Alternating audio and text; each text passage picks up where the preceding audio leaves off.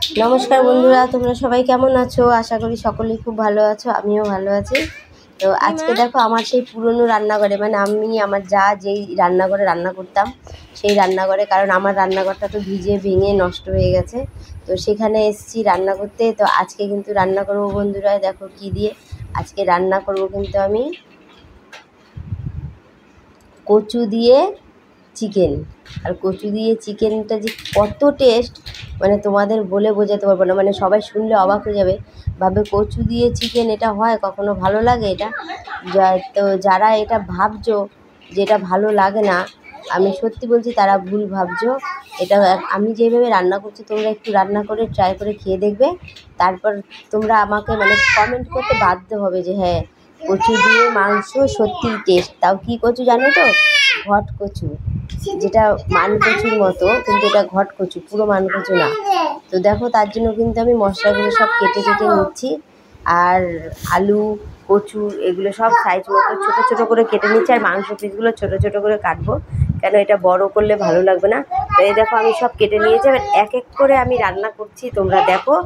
আর এই রান্নার মাধ্যমে আমি তোমাদের আজকে আমার তরফ থেকে অনেক বড় ধন্যবাদ জানাচ্ছি সবাইকে, যারা আমার চ্যানেলটিকে সাবস্ক্রাইব করেছো বা যারা আমার ভিডিওগুলো দেখছো, তাদেরকে আমি সত্যি মন থেকে বলছি অনেক অনেক বড় ধন্যবাদ জানাচ্ছি, অনেকবার ধন্যবাদ জানাচ্ছি। আর যারা বড় আছো আমার থেকে, তাদের জানাচ্ছি প্রণাম, ও যারা ছোট আমার থেকে, তাদের আমি আমার আন্তরিক ভালোবাসা জানাচ্ছি।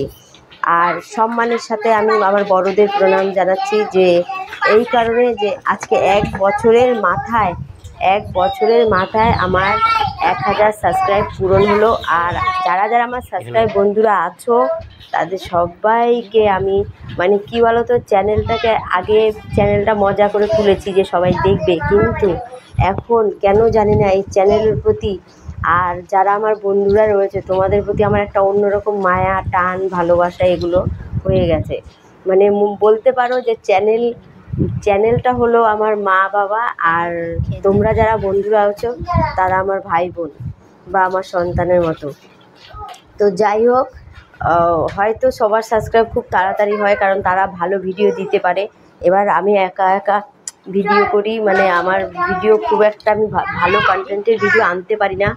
হয়তো রান্নাগুলো ঠিকঠাকই আনি, কিন্তু ভিডিওটাকে ঠিক গুছিয়ে করতে পারি না। তো তা সত্ত্বেও তোমরা আমার সাথে রয়েছো, আমার পাশে রয়েছো, তোমাদের আমি অসংখ্য ধন্যবাদ জানাচ্ছি। আর অবশ্যই চাইবো তোমরা যাতে আমার সাথে থাকো। আর যারা আমার ভিডিওগুলো দেখছো সাবস্ক্রাইব করোনি, তারা অবশ্যই আমার চ্যানেলটিকে সাবস্ক্রাইব করো। আর এইদিকে দেখো, কথা বলতে বলতে আমার কিন্তু মশলাগুলো পুরো বাটা হয়ে গেছে। আর এই মশলা দেওয়া যে মানে পাটাটা, সেটা আমি হাত ধুয়ে নিয়েছি, কারণ সবাই বলে পাটা আর হাত ধোয়া জলে নাকি তরকারি টেস্ট হয়। তো চলো এবার কচুগুলোকে আমি একটু ভাপ দিয়ে নামিয়ে নিই, হালকা সেদ্ধ করে, যাতে ওর কষটা বেরিয়ে যায় আর গলায় না ধরে। এই দেখো বন্ধুরা, আমি কিন্তু কড়াই বসিয়ে দিয়েছি। কড়াইয়ের মধ্যে 1 পিস আলু কেটে নিয়েছিলাম, সেই 1 পিস আলুটাই আমি ভেজে নামাচ্ছি।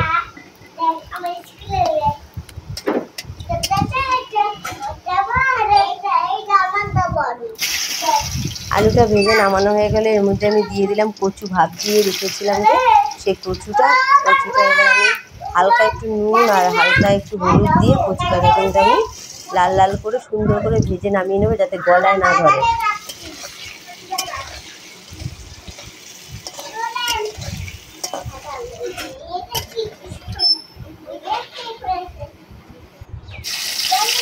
দেখো তেলে দিয়ে দিলাম এই গরম মশলাটা থেতো করে রেখেছিলাম সেটা, আর পেঁয়াজ,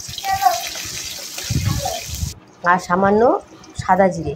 আর এইদিকে দেখো মাংসটা যে আমি মেরিনেট করে রেখেছি, সেই মাংসটার মধ্যে আমি আবার একটু ছোটো ছোটো 2টো কাঁচা পেঁয়াজ দিলাম, আর একটু রসুনের টুকরো দিলাম। আর বন্ধুরা, আমি কিন্তু এই মশলা মেরিনেটে দই দিয়েছি। তো ভিডিওটা কিন্তু একটু, আমি বললাম না আমার ক্যামেরাটা একটু গন্ডগোল করছে, তো কিছু ভিডিও করতে পরে এডিট করতে গিয়ে দেখছি নেই, এদিকে দেখাচ্ছে হচ্ছে, এডিট করতে গিয়ে দেখছি নেই। তো আমি কিন্তু দই দিয়েছি এই মেরিনেটের মধ্যে। তো এই দেখো ভালো করে তেল ছাড়া করে আমি কষিয়ে নিলাম, সব তেল বেরিয়ে গেছে মাংসর গায়ের থেকে। এবার আলু আর কচুটা দিয়ে দিলাম, দিয়ে এবার আরেকটু নাড়াচাড়া করে কষিয়ে আমি কিন্তু জল দিয়ে দেবো।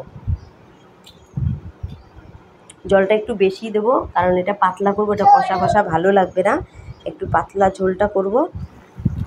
আর ঝালটা আর নুনটা একটু মানে কড়া কড়া দেবো। আর এর মধ্যে দিয়ে দিয়েছি আমি গরম মশলা আর মিট মশলার গুঁড়ো একসাথে, মানে দুটোকে পাইল করে একসাথে আমি দিয়ে দিলাম। তারপরে আবার তো এই দেখো আমার ঝোলটা কিন্তু পুরোপুরিভাবে তৈরি। আর এই ঝোলটা দিয়ে গরম গরম ভাতে বন্ধুরা জাস্ট বলার কিছু নেই। তোমরা এইভাবে বানিয়ে খেয়ে দেখবে, যদি ভালো না লাগে তোমরা আমাকে কমেন্টে রিপ্লাই জানাতে পারো। আর যদি ভালো লাগে তাহলে অবশ্যই কমেন্ট করে আমাকে বলবে যে হ্যাঁ দিদি এটা খেতে কত টেস্ট হয়েছে। খুবই টেস্ট হয়েছে, মানে খুবই টেস্ট হয়েছে, মানে আমরা খাওয়ার পর না জাস্ট ভাবতে পারছি না যে এত টেস্ট। আলু দিয়ে কখনো বা এমনি কষা মাংস রান্না করি এত টেস্ট হয় না, কচু দিয়ে এটা যা টেস্ট হয়েছে। তো তোমরা সবাই সুস্থ থেকো, ভালো থাকো। তোমাদের সাথে আমার আগামী ভিডিওতে আবার দেখা হচ্ছে। আজকের মতোটা